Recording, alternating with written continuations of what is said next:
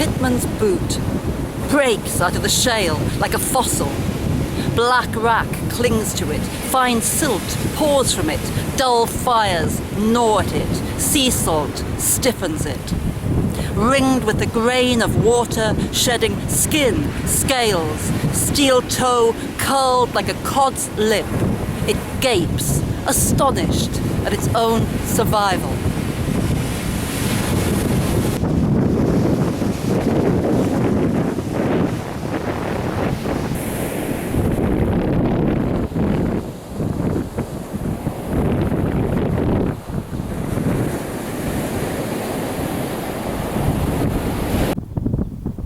To Easington Colliery to record these poems, and I'm now on the old colliery site, the pit site, which looks out over the North Sea.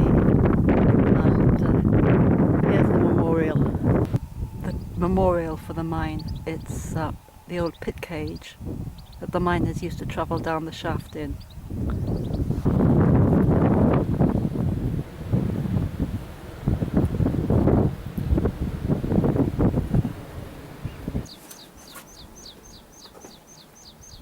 Tiny lights. At the edge of the industrial estate, fierce spikes fencing the weed-strewn pit site, a fly-tipped sofa, black sacks spilling paint cans and polythene. We found it, the track, and followed it down the millennia into the Dean, where we waited like brigands for the dark, and after a long while you saw it first, hanging from a grass stalk. Greenish white, faintly aglow, mysterious in the 21st century, alien, ancient.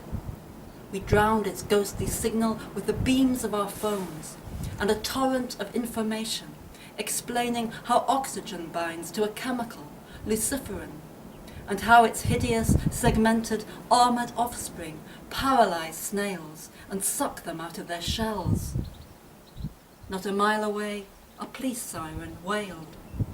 This wingless female, barely a glimmer in the cool, damp, scented night, seemed to have hauled itself up a long, long path from the remotest deep, the prehistoric ocean teeming with miraculous, barbaric creatures of dark places that emit their own light, and we with it.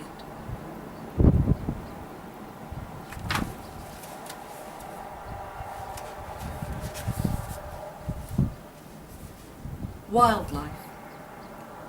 Lee. Lee loves to play in the Dean.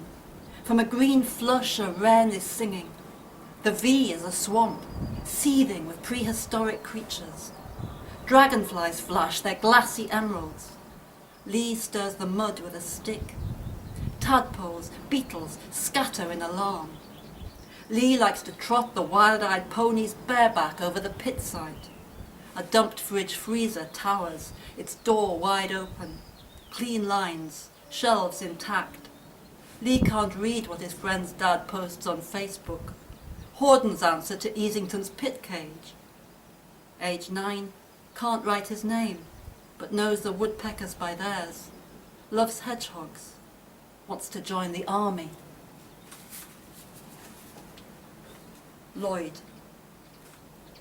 Lloyd dreams of becoming an astronaut. At night, he looks at the stars above the numbered streets, smashed glass, boarded up windows.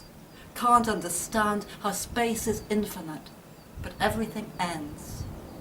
He can't find words for all the contradictions, the neat houses, respectable people, tidy gardens. Lloyd thinks about these things. His caterpillar wrapped itself into a papery chrysalis. Weeks later, shook out its flickering wings and flew. His gran grew up on the same street in a different country. Kaylee. It's a short bike ride from the pit, though the weeds conceal aerosols, glue cans, plastic bags, and in the gill, somebody's big sister is being sick beside a burned-out car. On Limekiln Beach, among the remains of coal, you can run and run, dig and build, make fires, feel free, crack the sea-smoothed rocks wide open to reveal fossils, crystals, caves of gleaming fluorspar. And though the beach is brassy with pyrites, sulphurous, stained, deranged from everything it's seen, for Kaylee the future glitters. She loves this place, and with her friends seeks out the scuttling hermit crabs, crimson anemones.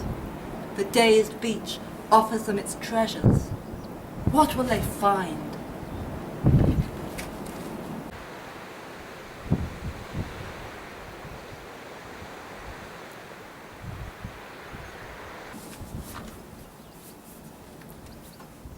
Coastal erosion. First to go is the footpath, smoking fireweed, the hawthorn reddening along the grassy banks.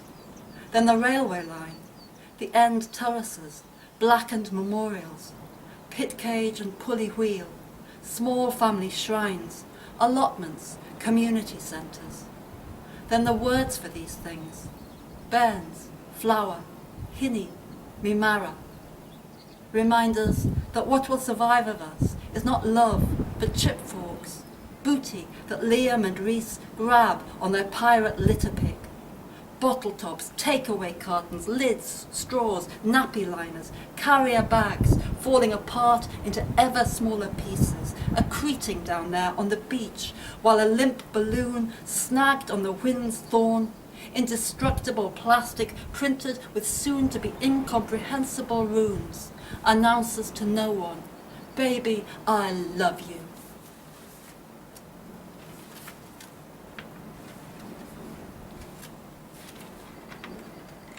A short walk from the sea's edge. Our Billy's Da walks the dog on the grassy banks each morning. 70 steps below, in the soft ochre shelf, each new tide curves its jud, its strata an archive. The beach is forgetting itself. The coast path tells one story, and the shore another. A steep drop, headlong, precipitous. Inaccessible, inviting, the sea rolls its old stones, stained fiery amber. Once the worst pollution anywhere in Europe, boasts the sign. Now hogweed and scrub willow are slowly erasing that hard drive. Shales, pyrites, oxides, remember hermit crabs, rock pools. Inland, behind the railway line, our Billy's granddaughter Chloe checks in with Insta before school. Our Billy's Chloe has no word for bluebell or cowslip, willow or yellowhammer. Grandad's pigeons wheel and turn over the tracks, but she doesn't know stobby from skimmie.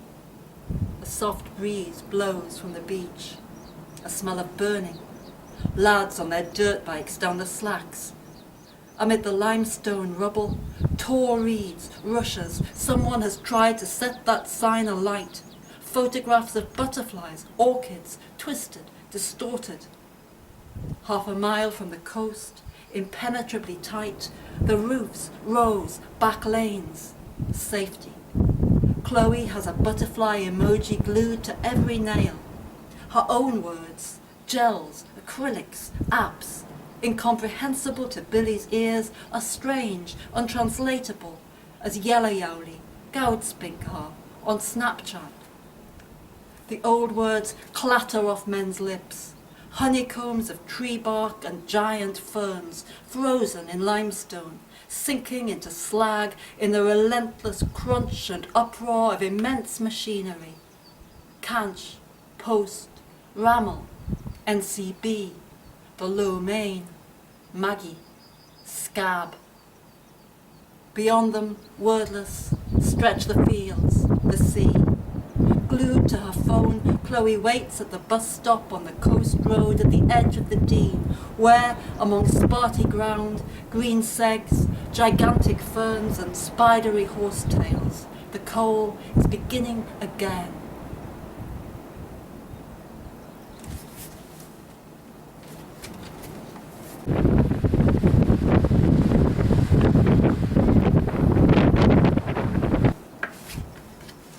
Painted ladies. Although she would never normally set foot beyond the railway line, because the beach is dirty, her mum said, spoilt before she was born, rust-stained and orange, black with slag and dollywash, its terrible lagoons hemorrhaging sulfates, oxides, some ancient outrage no one alive can remember now. Leanne sets out down her granddad's red-black Ra, path of putter and hewer, backshift, foreshift, pigeon cree, policeman and picket, with his bairn in a Tupperware box.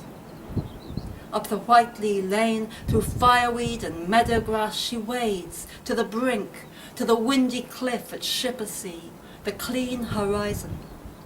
In a handful of ashes she brings her mam to beauty. Then far below, in Carnadine, ochre, black, white, pigments of caustic pools and residues fly up, combine, embers, a flame inside, a glow in the grate, flickering from knapweed to thistletop. They rise blazing before her. Butterflies. The fields from Hawthorne Hive to Eden Dean, on fire with them.